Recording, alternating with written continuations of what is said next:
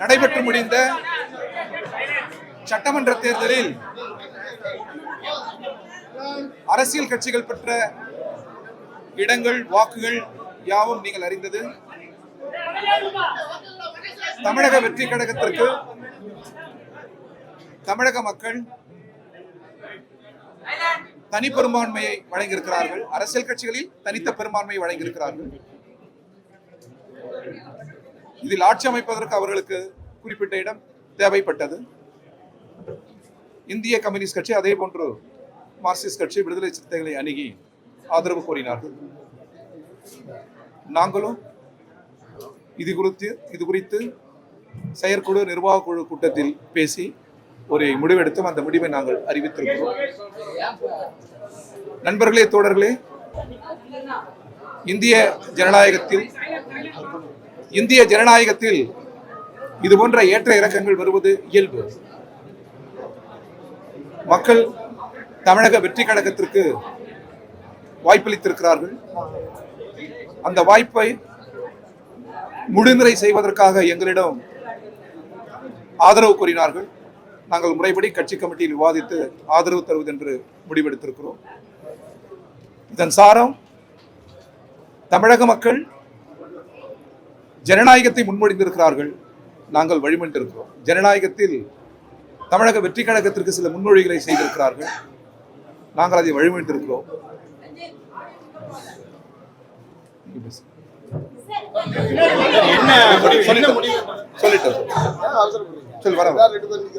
எவ்வளவு கேள்வி இருந்தாலும் கேளுங்க, எல்லா கேள்விக்கும் பதில்.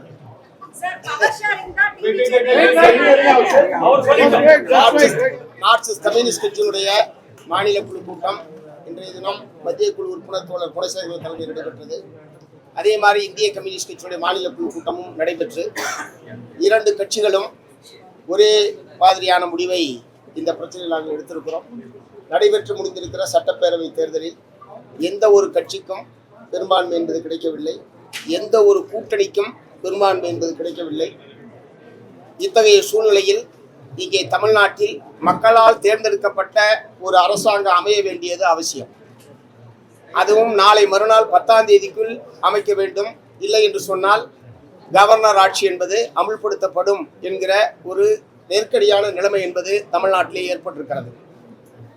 ஆகவே இத்தகைய சூழ்நிலையில் ஆட்சி அமைப்பதற்கு ஆதரவு கேட்டு தமிழக வெற்றி கழகத்தினுடைய தலைவர் திரு ஜோசப் விஜய் அவர்கள் எங்களுக்கு கடிதம் அனுப்பினார்.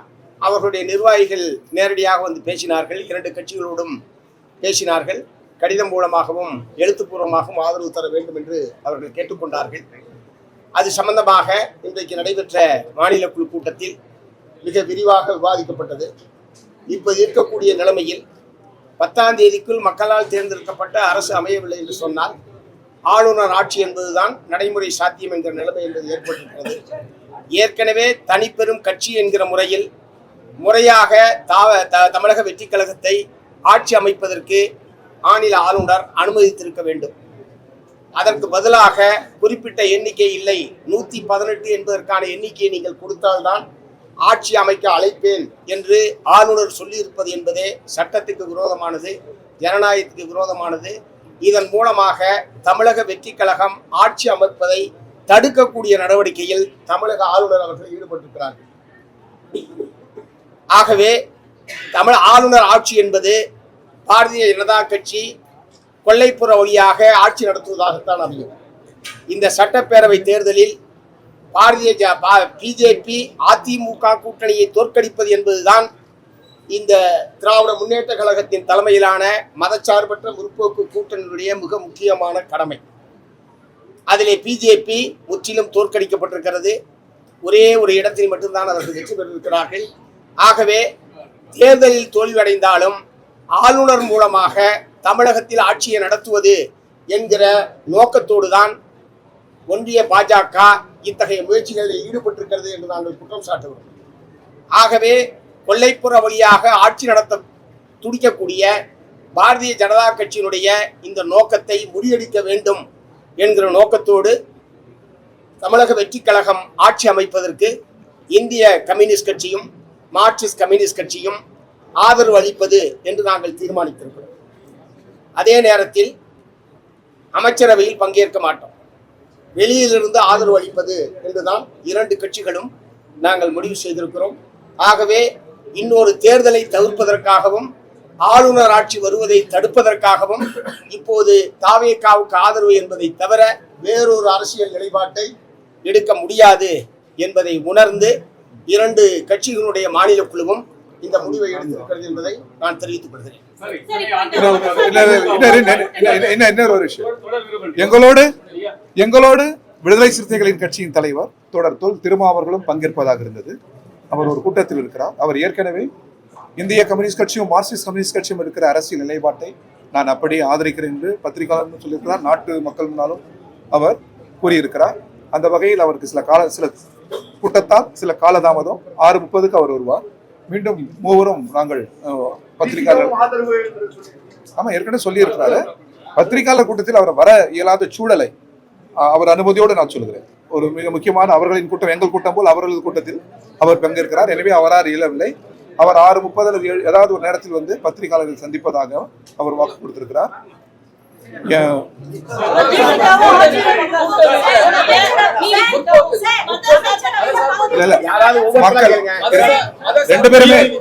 ரெண்டு பேருமே பதில் சொல்றோம்.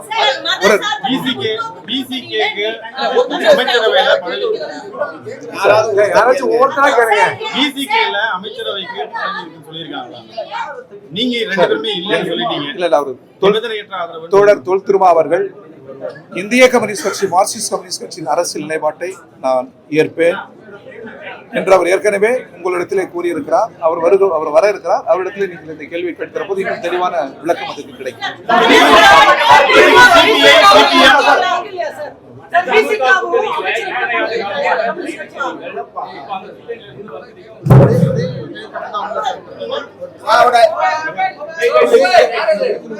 முன்னேற்ற கழகம் இந்த தேர்தலில் எதிர்பார்த்த வெற்றியை எங்கள் அந்த மதச்சார்பற்ற முற்போக்கு கூட்டணியால் எதிர்பார்த்த வெற்றியை பெற முடியவில்லை. ஆகவே ஆட்சி அமைப்பதற்கான வாய்ப்பில்லை. இப்போது ஆட்சி அமைப்பதற்கான வாய்ப்பு இருக்கிற ஒரே கட்சியாக தமிழக வெற்றி கழகம் தான் இருக்கிறது. நான் சொன்ன கவர்னர் ஆட்சி வராமல் தடுப்பது, கொள்ளைப்புற வழியாக பிஜேபி ஆட்சி நடத்துவதை அனுமதிக்க கூடாது என்ற அடிப்படையில் தான் இந்த முடிவை நாங்கள் எடுத்திருக்கிறோம். அதே நேரத்தில் மதச்சார்பற்ற கொள்கைகளை முன்னெடுப்பது, மாநில உரிமைகள் பாதுகாப்பு, தமிழ்நாட்டுடைய வளர்ச்சி, தமிழ்நாட்டிலே கடந்த 5 ஆண்டு காலமாக திராவிட முன்னேற்ற கழகம் நிறைவேற்றி இருக்கக்கூடிய மக்கள் நல திட்டங்கள், இவையெல்லாம் ஏற்கனவே நாங்களும் அவர்களும் சேர்ந்துதான் இங்கே நிறைவேற்றி இருக்கிறோம். அந்த வகையில் இனி வருங்காலத்திலும் மதவெறி சக்திகளுக்கு எதிராக ஒன்றிய பிஜேபி அரசாங்கம் மாநில உரிமைகளை பறிக்கிற போது திராவிட முன்னேற்ற கழகத்தோடு இணைந்து மாநில உரிமைகளை பாதுகாப்பது, மதவெறி நடவடிக்கைகளுக்கு எதிராக சேர்ந்து போராடுவது என்கிற அந்த போராட்டம் உறவு என்பது தொடரும். திமுக தலைவரை சந்திச்சிருந்தீங்க, அவருக்கு இது ஒப்புதல் தெரிவிச்சிருக்காரா? கூட்டணி அவர் என்ன சொல்லியிருந்தாரு?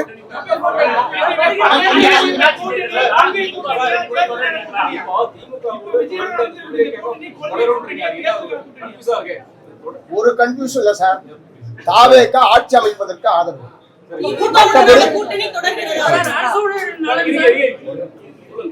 தாவேகா ஆட்சி அமைப்பதற்கு இந்திய கம்யூனிஸ்ட் கட்சி, மார்க்சிஸ்ட் கம்யூனிஸ்ட் கட்சி நிபந்தனையற்ற ஆதரவை நாங்கள் தெரிவித்திருக்கிறோம். அமைச்சரவையில் பங்கேற்க மாட்டோம், வெளியில் இருந்து ஆதரவு. இது ஆட்சி அமைப்பதை பொறுத்தவரை. மற்றபடி மாநில நலன் சார்ந்த பிரச்சனைகளில், ஒத்த கருத்துடைய பிரச்சனைகளில் திராவிட முன்னேற்ற கழகத்தோடு சேர்ந்து நாங்கள் பயணிப்போம்.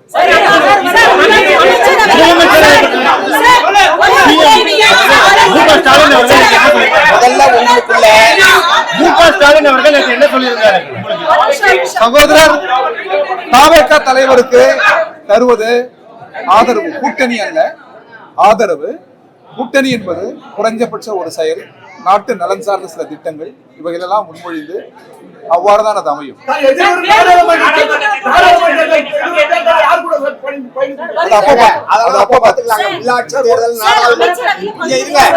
உள்ளாட்சி மன்ற தேர்தல், நாடாளுமன்ற தேர்தல், 40ல வர்ற தேர்தல், அது எல்லாத்துக்கும் இப்பே பதில் வேணுமா? எடுத்திருக்கிற அரசியல் முடிவு இது. இப்பொழுதுக்கு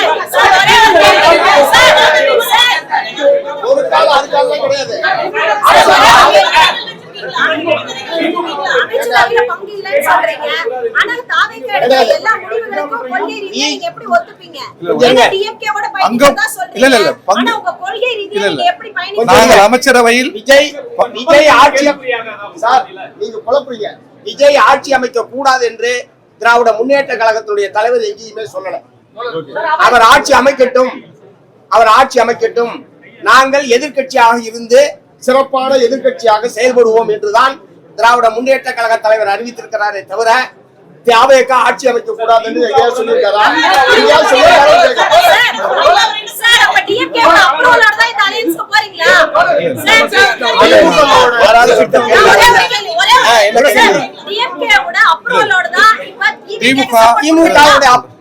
திமுகவுடைய அப்புறம் எங்களுக்கு எதுக்கு? we are independent party. CPM CPI எங்களுடைய கட்சியினுடைய அரசியல் நிலைப்பாட்டை நாங்கள் எடுத்திருக்கிறோம். இதுல திமுகவுடைய ஒப்புதல், திமுகவுடைய அனுமதி இருக்கான்னு கேட்கிறேன்.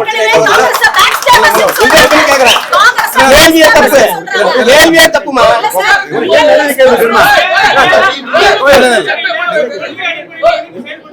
நிதானம் ஒருத்தரா கேள்வி.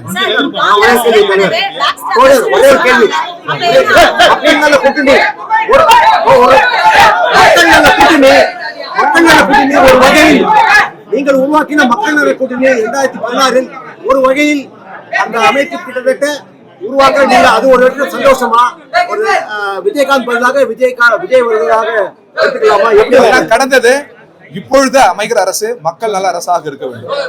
அதுதான் கம்யூனிஸ்டுகளின்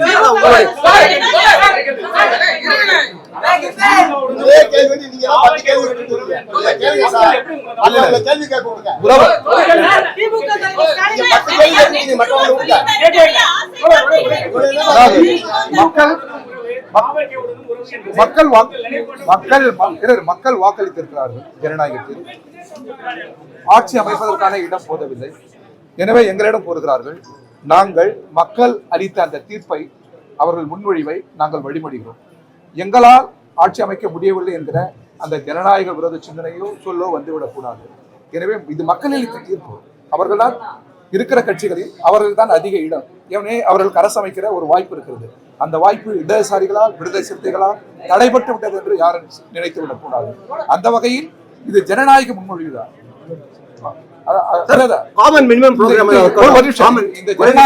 ஜனநாயக முன்மொழி சிறுமையானால் உள்துறை அமைச்சர் அவரது ஆட்சி நடைபெறும், கவர்னர் ஆட்சி நடைபெறும். அது ஏற்கத்தக்கதல்ல. எனவே மக்கள் அளித்த அந்த தீர்ப்புக்கு நாங்கள் மதிப்பளித்து அரசியல் முன்மொழி செய்கிறோம். அவ்வளவு.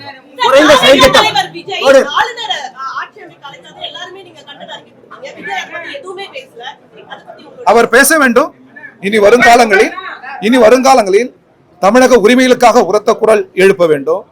ஜனநாயகத்திற்கான உரத்த குரல் எழுப்ப வேண்டும். நமது மதச்சார்பின்மைக்கான உரத்த குரல் எழுப்ப வேண்டும். அவர்களுக்கு இடதுசாரிகளும் இதர ஜனநாயக சக்திகளும் உறுதுணையாக இருக்கும். எடப்பாடி பழனிசாமி அதிமுக தலைமையில் ஆட்சி அமைக்க முயற்சி செய்கிறார் என்ற ஒரு செய்தி வருகிறது.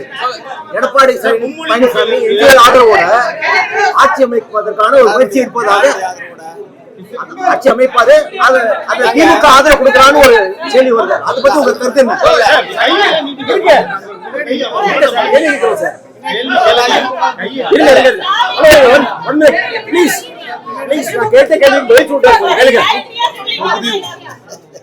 தொகுதி உடன்பாடு என்பது வேறு, கூட்டணி என்பது வேறு.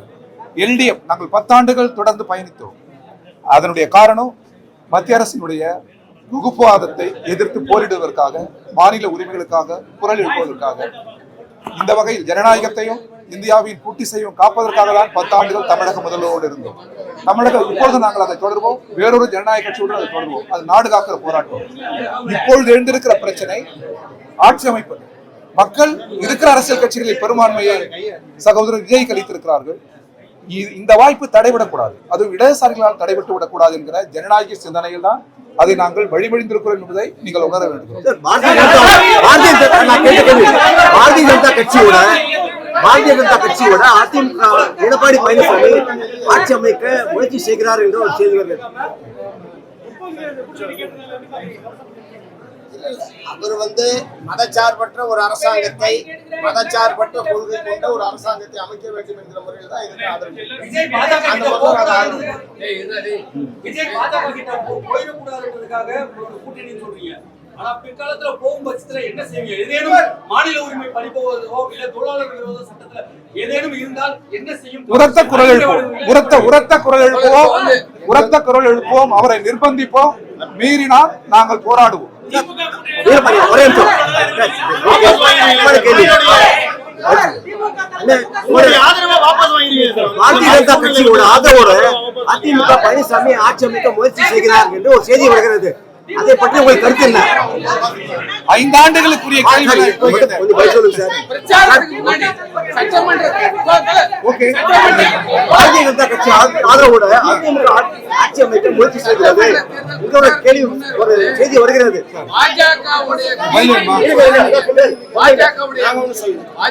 ரெண்டு கம்யூனிஸ்ட் கட்சியும் அப்படி சொல்லவில்லை. மட்டும் கொஞ்சம் பதில் எல்லாம் கேட்கலாம். ஜனநாயகர்கள் சொன்னதுக்கு நான் பொறுப்பு. கேளுங்க. நாங்க சொல்லலன்றோம்.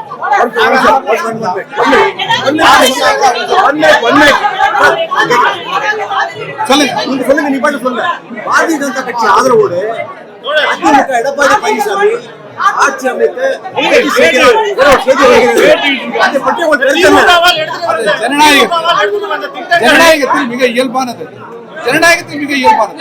அதுக்கு நீங்க ஆதரவு இல்லை சொல்லுங்க. அதுக்கு ஆதரவு உண்டா? அதிமுக ஆட்சி அமைக்க முயற்சி செய்கிறது. அதுக்கு ஆதரவு உண்டான்னு கேட்கிறேன். அதுக்கு பிரச்சனை இல்லையே. நாங்க உங்களுக்கு ஆதரவு கொடுத்தா அவங்களுக்கு எப்படி ஆதரவு கொடுப்போம்? என்ன கேள்வி இது? கேள்வியே தப்பு சார். பாஜக முயற்சி செய்கிறது ஒரு செய்தி வருது. செய்திகளுக்கெல்லாம் பதில் சொல்ல முடியாது. இரண்டாவது, அப்படி ஒரு இது வந்ததுன்னா நாங்க ஆதரிக்கிறோம். திமுகவால் எடுத்து வந்த திட்டங்களை திரும்பி திமுகவினுடைய நலத்திட்டங்கள் நிறைவேற்றப்பட வேண்டும். இல்லையா? திமுகவின் நலத்திட்டங்கள் தொடர வேண்டும் என்று நாங்கள் வலியுறுத்தும்.